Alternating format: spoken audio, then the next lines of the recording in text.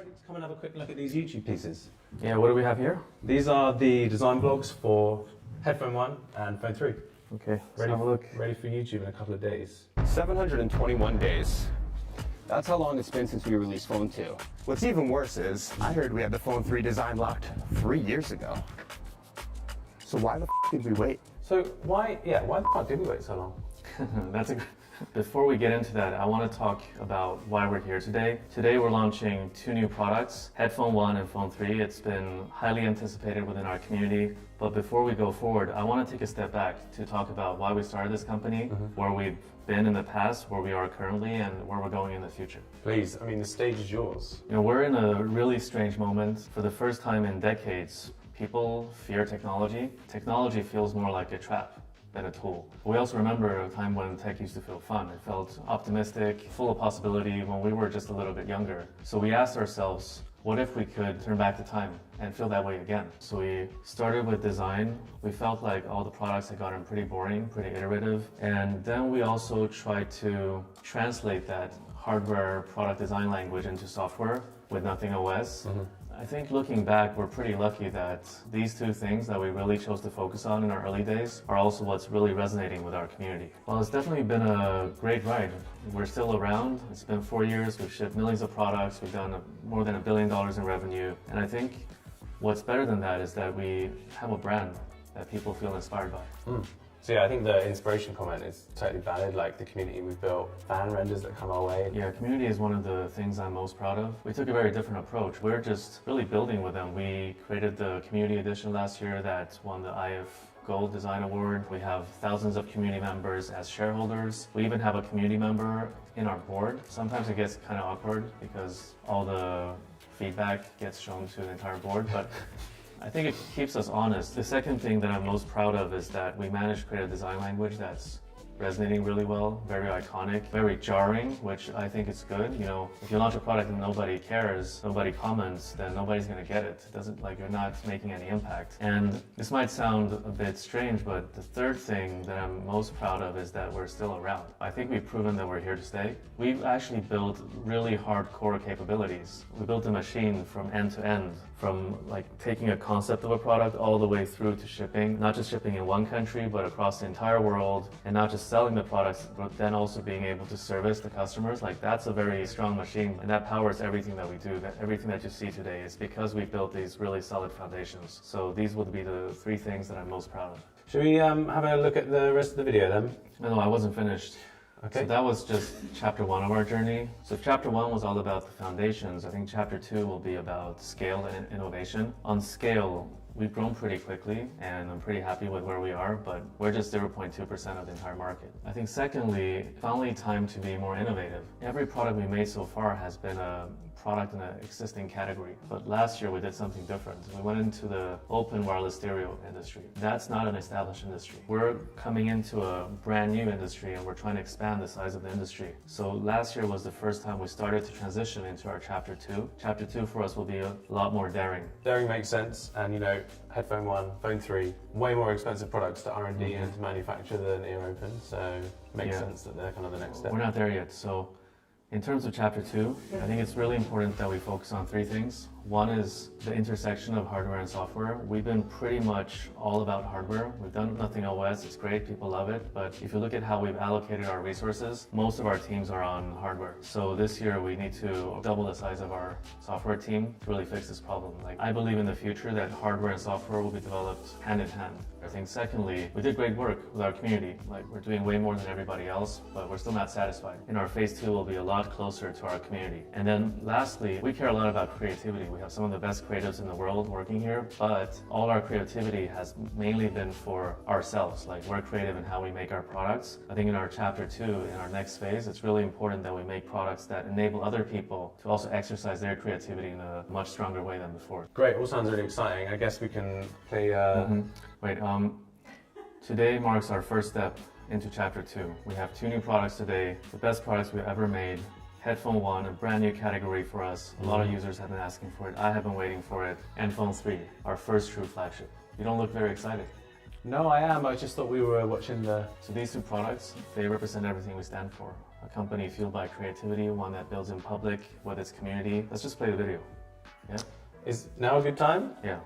Yeah, that was kind of first incarnation. This was second incarnation. Where were you guys pulling inspiration from when you were working on this back design? There's a little Joe Colombo little reference in there. Yeah, the rug. What's interesting is if you start lining them up, there's almost like a universal grid system, like this line here lines up with that there. So you can see that you've got these like 3 divisions across the width. And even phone 2, like that line there, the width of that is matching here. This has a better periscope in it than this. It's actually punched through the PCB. Is that what gives it just a bit of like the sleeker design profile? Yeah, this sits on top of the PCB. This module is smaller and it punches through. So I feel like we got a good balance with this. It's very simple, it's kind of engineered, and if you compare it to kind of other flagship phones from other brands, they make a bit more of this area and it feels a bit heavier at the top, and in your hand it kind of feels heavier. I think we've done a sort of minimal job on this that makes it look rational and simple. Okay, cool. They covered camera, but I think there's a couple of things that they didn't cover that we should probably talk about. With the Phone 3, that was the first time we really upped our game in terms of cameras, so now we're competing with some of the best in the business. With the Phone 3, we added 3 50-megapixel cameras, and we have our new TrueLens Engine 4 with ISP powered by Snapdragon 8s Gen 4 to make it super capable. But I think camera, like everybody has a good camera, what really sets us apart is we want to enable people to be more creative on their products. So that's why we work with professional photographers to create camera presets so that when you're in the camera app, you just swipe up to pick a preset. All the settings are already there for you. But what I'm really surprised about is how our community has been embracing it. They're also making presets. I really look forward to developing this program further. Should we keep going? Okay. Any Easter eggs from the past ones that have come to fruition in this one? Yeah, there was an intention going all the way back to 2A that this red square would actually illuminate to give us that video record light functionality. So this little red square has been sort of patiently waiting to come alive. It's super cool, especially when you see it in the dark. Did they talk about Essential Space? They didn't because they're industrial designers. First of all, a lot of people are using it. We only released it as a preview, but we already have 20% weekly active usage. That's way more than we expected, actually. Just imagine what will happen once we make it more useful. The big new feature that's coming out right now with the Phone 3 is flip to record. So you just flip your Phone 3 over and you tap the Essential key and it starts recording. It's got this really nice waveform animation that responds to the sounds in the room. When you're done, you just hold the Essential key again and it saves your recording in your Essential Space. You go there and it just generates the meeting summary. Then you can share it with other people in the meeting. Very, very convenient. For me, it's a killer feature because now I can show up to meetings with just the Phone 3 without a notepad. And without listening yourself. Without listening. We're also launching Essential Search. I don't know like your habits now, but for me, I don't really use my home screen anymore for apps. Whatever I want to launch, I just swipe up, type the app name, and launch it. So Essential Search has universal search. You can look for all your contacts, messages, files, stuff that you would expect. Very, very convenient. But the second component to this is that you can also just find answers. Let's say you're always arguing with a friend who's right and who's wrong, and you just settle that debate. You just swipe up, type the query, you get the answer, done. You don't have to go to a search engine, you don't have to go to a browser. You just have that right there, OS level. And in the future, the search area will be a great place to also provide proactive recommendations, but more on that soon.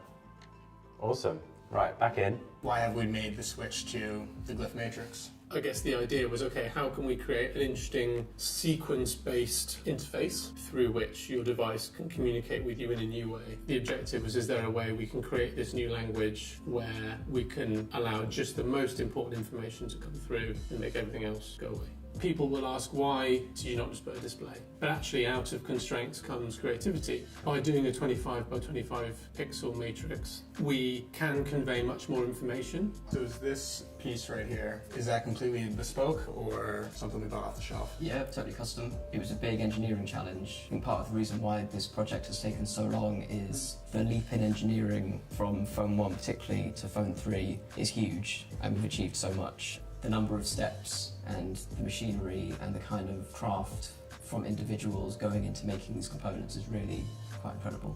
What's the difference between this and any phone with a screen on the back? It's not how do we make the screen experiences work on the glyph interface. We're usually starting from a different place, which is what is the most important stuff to exist on the back. And I think where we've ended up, it kind of feels like almost its own device on the back. It's very deeply connected to the phone and the things happening on it, but you've got these new experiences that you can't do from the front. Another big thing that we wanted to do for Phone 3 was to make the glyph interface for the first time an input and an output. So by adding this little touch point, this glyph button on the back, you can actually switch through features and you can curate from all the toys that we've designed and third parties might design, the community might design, the functionality that you want on the back of your phone without needing to pick it up and get sucked in.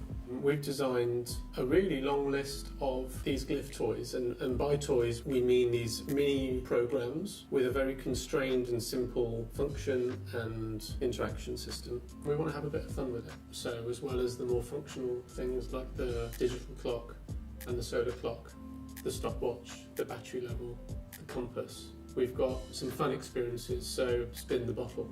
And at least in Sweden, that determines who pays for the beer. And that's the version we're going with. For Phone 3, we really did want to create this kind of playground where people can develop this sandbox that they can make their own features. I'm quite excited about what people are going to make. Later today, we're going to be releasing the Glyph SDK for our community to be able to build their own Glyph toys on the Glyph Matrix. And we've also been working with a couple of our community members on Glyph toys that are available right now. We have the Magic 8 Ball, we have the Leveler. Yeah, shout out to the group of 5 people who helped us put those together. Can't wait to see more. Let's keep going. It's a way to explore new, very different kinds of motion as well. So we've designed 2 engines right now. So this one is called Chemical, which is inspired by chemical reactions, so kind of reaction diffusion systems. This changes based on the seed that you input to it. So depending on who's contacting you, blobs would change. Sell it, mate. Blobs. They are blobs. Blobs are great. Well, because we're talking about glyphs, I just want to set the record straight. Did you know that 8 out of 10 of our users have the glyph interface on? I mean, some people have been calling it a gimmick. I just gotta set the record straight. It's not a gimmick. We created the glyph interface to help you put your phone down, but still be notified about things that are important to you. With the Phone 3, we're evolving it to be more capable, more useful, and it looks cooler. Definitely looks cooler. Before we move on to Headphone 1, can you tell us anything about Nothing OS? So Phone 3 will ship with Nothing OS 3.5. Later this autumn, we'll be shipping Nothing OS 4.0 based on Android 16. On to the next design vlog. Okay, what is it about? About the headphones. Okay, let's have a look. Very few people have really sort of cracked over ears. And that was quite strange in a way. They've been around decades. And so many people have had a go at these. They just felt like it was a really amazing opportunity for us. This is our take on the over ears. Like, what can we really do? And it feels like a Nothing product. That was a sort of breakthrough moment, this idea of, you know, you've got a PCB and some controls and a driver and acoustic volume. It's nice to sort of tell that story, like a lot of the other products out there, they're this single surface. So by kind of splitting this up, this metal section, the section that you hold to put it on, we've got the PCB in there, the batteries in there, and then the controls around the outside. And then we've got this separate section, which is the kind of acoustics. Right. So Are these actually functional? yes. So this is a pretty big section about design. I wonder if you can just give me some detail on the specs. Yeah, I have a few things I want to share. First, on battery life, it's really important to have good battery life, especially when you're going on long journeys with these products. Without the noise cancellation, it lasts up to 80 hours, and with noise cancellation on, it's 35 hours. The second thing I wanted to mention was spatial audio. Have you tried it? I have seen on my screen the option, but I don't even know what it does. It's really cool. It's like you anchor your sound source to somewhere so that when you then move your head around, it sounds like the sound is also still coming from the same place. It feels actually quite good, so you should try it. And then lastly, with the channel hop key, you can also use it to save stuff to Essential Space. So I have this pain point where I have a lot of ideas, and then taking the phone out of the pocket, unlocking it, going to the notepad, sometimes the idea is already gone. So now with the Headphone 1, with the capture button, you just press it, say whatever you want to say, whatever the idea is, and then it shows up on your Essential Space. But I don't want to downplay the design. Like, what's your favorite color? I thought it was the white, but actually having seen these glossy shots, I think that might have changed. I like the white. All right, well actually the next section is all about color, material and finish with Lucy, so let's take a look. Okay. When we were bringing all of these different materials together, aluminium has this natural sort of silver colour, and we wanted to make sure that that felt right with essentially solid colours elsewhere. As you can see, it's got so much visual complexity. For us, the whole point is that this feels harmonious as an object when you look at it. So this tone of grey that's here on this top deco is the same as here. Right.